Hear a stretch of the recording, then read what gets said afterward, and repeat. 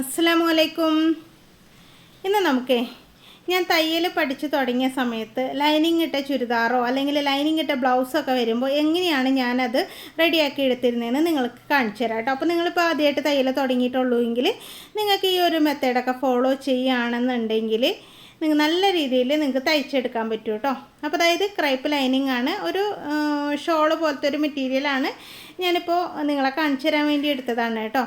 അപ്പോൾ നമുക്കിതിൽ നിന്ന് ഒരു ടോപ്പിനുള്ള ഭാഗം കട്ട് ചെയ്തെടുക്കാം. അപ്പോൾ ലൈനിങ് ഫസ്റ്റ് കട്ട് ചെയ്യണം കേട്ടോ. അപ്പോൾ നിങ്ങൾ ചെയ്യുമ്പോൾ എന്താ ചെയ്യേണ്ടത് വെച്ചിട്ടുണ്ടെങ്കിൽ ലൈനിങ് ഇപ്പോൾ ഇത് ചുളുങ്ങിയിട്ടുണ്ട്, ചുളുങ്ങാത്ത ലൈനിങ് ഒക്കെ എടുക്കുക. അല്ലെങ്കിൽ ചുളുങ്ങിയ ലൈനിങ് ആണെങ്കിൽ നന്നായിട്ടൊന്ന് അയൺ ചെയ്തൊക്കെ എടുക്കുക കേട്ടോ. അയൺ ചെയ്തതിന് ശേഷം നമുക്ക് ലൈനിങ് ആദ്യം കട്ട് ചെയ്തെടുക്കാം, നമ്മുടെ അളവിലൊക്കെ. അപ്പോൾ അളവ് കാൽക്കുലേഷനൊക്കെ ആദ്യം മനസ്സിലാക്കി വെക്കുക, നോട്ടിൽ എഴുതി വെച്ചേക്കാം. അതിനുശേഷം ദാ ഇതുപോലെ നമുക്ക് തുണിയിലേക്ക് മാർക്ക് ചെയ്യാം. ഷോൾഡർ മാർക്ക് ചെയ്തിട്ടുണ്ട്, കൈക്കുഴി ഇതാ മാർക്ക് ചെയ്തിട്ടുണ്ട്. ഇനി ചെസ്റ്റ് അളവ് എത്രയാണെന്ന് നോക്കുക. ഇതൊക്കെ ഞാനിപ്പോൾ ഇതിൽ ഒരു ഏകദേശം ഒരു കുഞ്ഞളവിലാണ് ഞാൻ ചെയ്യുന്നത് കേട്ടോ. നിങ്ങൾ നിങ്ങളുടെ അളവെടുത്തിട്ട് അത് കാൽക്കുലേറ്റ് ചെയ്തിട്ട് ചെയ്യുക. ബോഡി മെഷർമെൻറ്റ് എടുത്തിട്ട് അത് കാൽക്കുലേറ്റ് ചെയ്യണം, അല്ലെങ്കിൽ അളവ് ചുരിദാറിൽ നിന്ന് എടുത്താലും മതി. ലൈനിങ്ങിലാണ് കേട്ടോ ഞാൻ മാർക്ക് ചെയ്യണത്. അപ്പോൾ അതാ നമ്മൾ ആം ഹോൾ വരച്ചിട്ടുണ്ട്, അവിടെ 1.5 ഇഞ്ച് നമ്മൾ തയ്യൽ തുമ്പ് വിട്ടു കൊടുത്തിട്ടുണ്ട്. അപ്പോൾ ഇനി അടുത്തത് ഹാഫ് ലെങ്ത്ത് മാർക്ക് ചെയ്യുക. അതായത് അതും ബോഡിയിൽ നിന്ന് അളവെടുക്കുകയാണെങ്കിൽ ബോഡിയിൽ നിന്ന് ഹാഫ് ലെങ്ത്ത് എത്രത്തോളം ഉണ്ടെന്ന് മാർക്ക് ചെയ്തിട്ട് അതിൻ്റെ കൂടെ 1/2 ഇഞ്ച് തയ്യൽ തുമ്പ് ആഡ് ചെയ്തിട്ട് ഇങ്ങനെ മാർക്ക് ചെയ്യുക. ഇനി ഈ ഭാഗത്ത് വേസ്റ്റ്, അപ്പോൾ ചെസ്റ്റ് മാർക്ക് ചെയ്തു. ഇനി അടുത്തത് വേസ്റ്റ്. അപ്പോൾ ചെസ്റ്റ് മാർക്ക് ചെയ്യുമ്പോൾ അതിനും ഉണ്ട് കാൽക്കുലേഷൻ, വേസ്റ്റിനും ഉണ്ട് കാൽക്കുലേഷൻ. ഇതൊക്കെ നോക്കുക, അല്ലെങ്കിൽ അളവ് ചുരിദാറിൽ നിന്ന് നിങ്ങൾ ഇതുപോലെ മാർക്ക് ചെയ്യുക കേട്ടോ. ഇനി അടുത്തത് സ്ലിറ്റ് നമുക്ക് മാർക്ക് ചെയ്യണം. അപ്പോൾ ഇപ്പം ഞാനിങ്ങനെ സ്റ്റിച്ച് ചെയ്തെടുക്കുകയാണ്. മുമ്പൊക്കെ ചെയ്തിരുന്ന ഒരു മെത്തേഡാണ് കാണിച്ചു തരുന്നത് കേട്ടോ. നിങ്ങളിപ്പോൾ തയ്യലൊക്കെ പുതിയതായിട്ട് തുടങ്ങിയവരാണെങ്കിൽ നിങ്ങൾക്ക് പെട്ടെന്ന് തയ്ച്ചെടുക്കാനൊക്കെ ബുദ്ധിമുട്ടുണ്ട്, ഫ്ലോയി മെറ്റീരിയലൊക്കെ ബുദ്ധിമുട്ടുണ്ടെങ്കിൽ ഇതുപോലെ നമുക്ക് ചെയ്തെടുക്കാം കേട്ടോ. അപ്പോൾ നമ്മൾ ഹിപ്പ് മാർക്ക് ചെയ്തിട്ടുണ്ട്. ചെസ്റ്റിനും വേസ്റ്റിനും 1.5 ഇഞ്ച് തയ്യൽ തുമ്പ് കൊടുത്തു, ഹിപ്പിന് മാത്രം 1 ഇഞ്ച് തയ്യൽ തുമ്പ് കൊടുത്തു കേട്ടോ. ആ തയ്യൽ തുമ്പ് അടക്കം കിട്ടിയതിനേക്കാളും 1 ഇഞ്ച് കൂടുതലായിട്ട് താഴെ മാർക്ക് ചെയ്യുക. ഇതൊക്കെ ഞാൻ എപ്പോഴും പറഞ്ഞു തരാറുള്ളതാണ്, എന്നെങ്കിലും ജസ്റ്റ് ഒന്ന് പുതിയതായിട്ട് ആരെങ്കിലും കാണുന്നുണ്ടെങ്കിലോ. അപ്പോൾ ഇതാ ആം ഹോൾ നമുക്ക് ഇവിടെ 1.5 ഇഞ്ചേ കൊടുക്കണുള്ളൂ കേട്ടോ. ചെറിയ അളവാകുമ്പോൾ നമുക്ക് 1.5 ഇഞ്ച് കൊടുത്താൽ മതി. അഡൽസിനൊക്കെ ആകുമ്പോഴത്തേക്കും അവിടെ 2 ഇഞ്ച് കൊടുക്കണം കേട്ടോ. എന്നാലാണ് കറക്റ്റായിട്ട് നമുക്കിങ്ങനെ കർവ് ചെയ്തെടുക്കാൻ പറ്റുള്ളൂ. അതുപോലെ തന്നെ ഞാൻ തയ്യൽ തുമ്പിലേക്കാണ് കണക്ട് ചെയ്ത് കൊടുക്കണത് കേട്ടോ. ഇനി ഇതൊക്കെ ഒന്ന് കണക്ട് ചെയ്ത് മാർക്ക് ചെയ്ത് കൊടുക്കാം. അപ്പോൾ കാൽക്കുലേഷൻ അറിയാലോ, chest +4 divided by 4, waist +3 divided by 4, hip +2 divided by 4. ഇങ്ങനെയാണ് കേട്ടോ കാൽക്കുലേഷൻ. നമ്മുടെ ക്ലാസ്സിൽ പഠിക്കുന്നവർക്ക് കറക്റ്റായിട്ട് അറിയായിരിക്കും. ഓൺലൈനായിട്ട് ഞാൻ തയ്യൽ പഠിപ്പിച്ചു കൊടുക്കേണ്ടത് ആ നമ്പർ താഴെ ഇട്ടിട്ടുണ്ട് കേട്ടോ.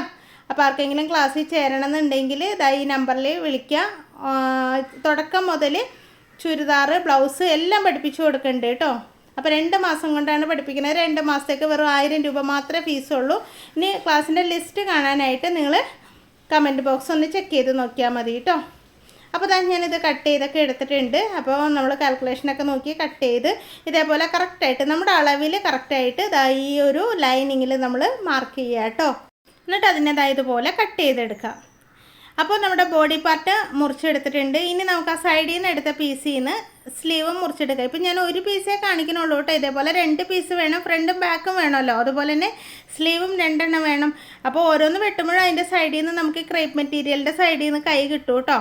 അപ്പോൾ ഇനി നമ്മുടെ കൈയിൻ്റെ ലെങ്ത്ത് നോക്കുക, അതിനേക്കാളും 1.5 ഇഞ്ച് കൂടുതലായിട്ട് ഇതുപോലെ മാർക്ക് ചെയ്യുക കേട്ടോ. അപ്പോൾ 16 ആണെങ്കിൽ 17.5 മാർക്ക് ചെയ്യുക, 15 ആണെങ്കിൽ 16.5 മാർക്ക് ചെയ്യുക. എന്നിട്ട് ഓപ്പൺ സൈഡിൽ 4.5 ഇഞ്ച് മുകളിൽ നിന്ന് താഴേക്ക് മാർക്ക് ചെയ്യുക കേട്ടോ. 4.5 ഇഞ്ച് തന്നെയാണ് കേട്ടോ ഞാൻ എല്ലാത്തിനും കൊടുക്കുന്നത്. അതിലേക്ക് നമുക്ക് ആം ഹോൾ കണക്ട് ചെയ്ത് കൊടുക്കാം ഈ ഒരു ഷേപ്പിൽ കേട്ടോ.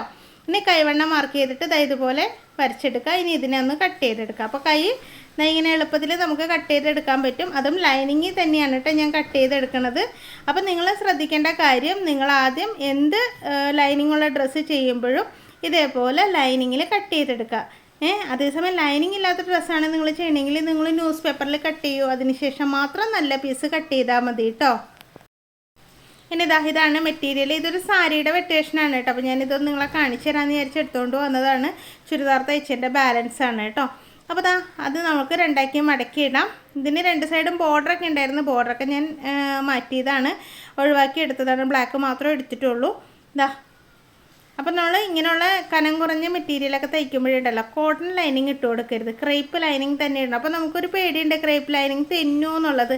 സാറ്റിനാണെങ്കിൽ മാത്രമേ തെന്നുള്ളൂ കേട്ടോ, ക്രേപ്പ് ലൈനിങ് തെന്നില്ല. അപ്പോൾ നിങ്ങളെപ്പോഴും കസ്റ്റമർ കൊണ്ടുവരണയാണെങ്കിലും പറയുക ക്രേപ്പ് ലൈനിങ് വേണം ഇങ്ങനെയുള്ള ഇതിന്, അല്ലെങ്കിൽ പിന്നെ പെട്ടെന്ന് ചീത്തയായി പോകും. മറ്റേ ലൈനിങ് ആകുമ്പോഴുണ്ടല്ലോ കഴുകുമ്പോൾ അതാകെ ചുളുങ്ങി ഇതായി പോകുമല്ലോ. ഈ ലൈനിങ്ങിന് ഒന്നും പറ്റില്ല. അപ്പോൾ എത്ര നാൾ വേണമെങ്കിലും നമുക്കിത് യൂസ് ചെയ്യാൻ പറ്റും കേട്ടോ. അപ്പോൾ നിങ്ങൾക്കാണെങ്കിലും ഒരു 10-20 രൂപ കൂടിയാലും ഈ ക്രേപ്പ് ലൈനിങ് തന്നെ യൂസ് ചെയ്യാൻ നോക്കുക കേട്ടോ. കറക്റ്റായിട്ടൊന്ന് ഇടുക. നമ്മളെ മടക്കിയിട്ടതിൻ്റെ മുകളിലേക്ക് അത് വിരിച്ചിടുകയാണ് കേട്ടോ.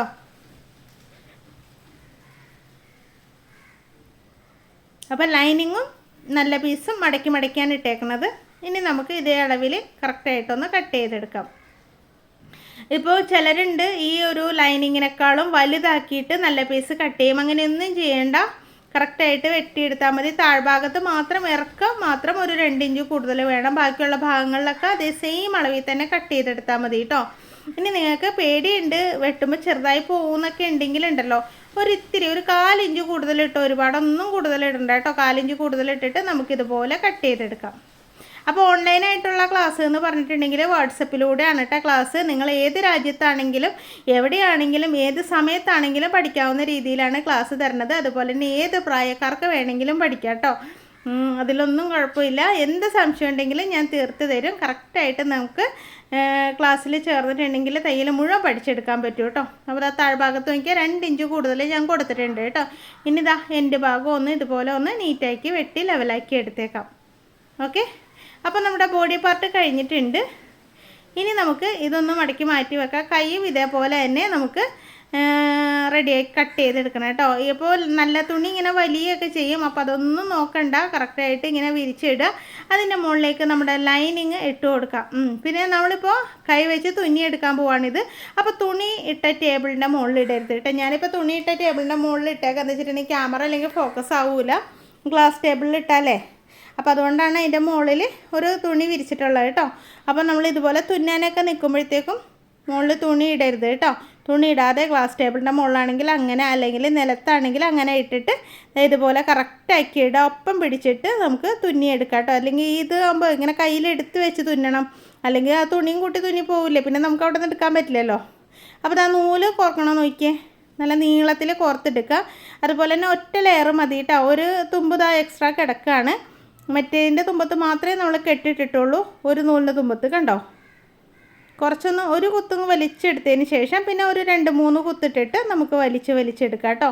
അപ്പോൾ അടുപ്പിച്ച് തുന്നണമെന്നില്ല, കുറച്ചൊരു ഗ്യാപ്പിട്ട് നമുക്ക് തുന്നിയെടുക്കാം കേട്ടോ. കാരണം എന്താ വെച്ചിട്ടുണ്ടെങ്കിൽ അവിടെ ഒന്ന് ജസ്റ്റ് ഒന്ന് പിടിച്ചിരിക്കണം, അത്രയേ ഉള്ളൂ. അപ്പോൾ ഇങ്ങനെ തുണിയുടെ ടേബിൾ ആയതുകൊണ്ട്, അതായത് ഞാൻ ഗ്ലാസ് ടേബിളിൻ്റെ മുകളിൽ തുണി ഇട്ടിട്ടുള്ളത് കൊണ്ട് തന്നെ അടിയിൽ ഇങ്ങനെ കൈ വെക്കണം. അല്ലെങ്കിൽ നമുക്ക് അടിയിൽ കൈ വെക്കാതെ തുന്നി അങ്ങ് പോവാട്ടോ. സുഖമായിട്ട് തുന്നാൻ പറ്റും. ഇതാ ഇതേപോലെ അകത്തി തുന്നിയാൽ മതി. അടുപ്പിച്ച് ഒന്നും തുന്നണ്ട കേട്ടോ. ഇങ്ങനെ കുറച്ച് ഒരു 3-4 പ്രാവശ്യം ഇങ്ങനെ തുന്നിയതിന് ശേഷം ഒന്ന് വലിച്ചു കൊടുത്താൽ മതി. കണ്ടതേ ഇതുപോലെ. അപ്പോൾ ഇങ്ങനെ തുന്നിയിട്ട് അറ്റം വരെ തുന്നിയെടുക്കാം. പണ്ടുണ്ടല്ലോ ഞാൻ തയ്യൽ പഠിച്ച സമയത്തൊക്കെ, ഞാനും അനിയത്തിയും കൂടിയാണ് തയ്യൽ പഠിക്കാൻ പോയെന്നൊക്കെ ഞാൻ പലപ്പോഴും പറഞ്ഞിട്ടുണ്ടല്ലോ. അപ്പോൾ ഇങ്ങനെ കസ്റ്റമറൊക്കെ തുണി തയ്ക്കാനൊക്കെ ഉണ്ടല്ലേ, നമ്മുടെ തന്നെയാണെങ്കിൽ ഞാൻ ഇതേപോലെ വെട്ടി കൊടുക്കും കേട്ടോ. ഈ തുന്നലൊക്കെ അവളുടെ പണിയാണ്. അവളാണ് എനിക്ക് ഇതൊക്കെ ഇങ്ങനെ എടുക്കുക എന്ന് പറയും, തുന്നി എടുക്കണത്. അപ്പോൾ അവളിങ്ങനെ തുന്നി തരും. അത് കഴിയുമ്പോൾ ഞാൻ മെഷീനിൽ അടിച്ചെടുക്കും. പിന്നെ ബോട്ടമൊക്കെ ആണെങ്കിലും അവൾ തയ്ച്ചെടുക്കും. പിന്നെ അതുപോലെ തന്നെ ഇപ്പോൾ ടോപ്പുകൾ ഇന്നത്തെ പോലെ ഒറ്റ പീസല്ലല്ലോ, 2-3 പീസൊക്കെ ഉണ്ട്. അപ്പോൾ പീസൊക്കെ അവൾ കൂട്ടിത്തരും. ബാക്കിയുള്ള കാര്യങ്ങളൊക്കെ ഞാൻ ചെയ്യും. അങ്ങനെയൊക്കെയാണ് കേട്ടോ ഞങ്ങൾ തയ്യൽ മുന്നോട്ട് കൊണ്ടുപോയിരുന്നത്.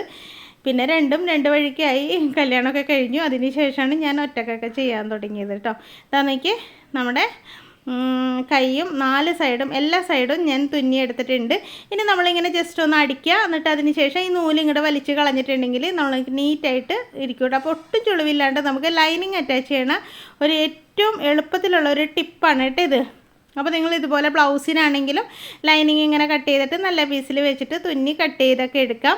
അപ്പോൾ എളുപ്പത്തിൽ കഴിയും. അപ്പോൾ ഇതുപോലെ ലൈനിങ് കിട്ടുമ്പോൾ എനിക്ക് ആദ്യമൊക്കെ ഉണ്ടല്ലോ ലൈനിങ് ചുരിദാറോ ലൈനിങ് ബ്ലൗസൊക്കെ കൊണ്ടുവന്നിട്ട് എനിക്ക് ടെൻഷനാണ്, ചുളുങ്ങി പോകല്ലോ തയ്ച്ച് കഴിയുമ്പോൾ എന്നൊക്കെ ഉള്ളത്.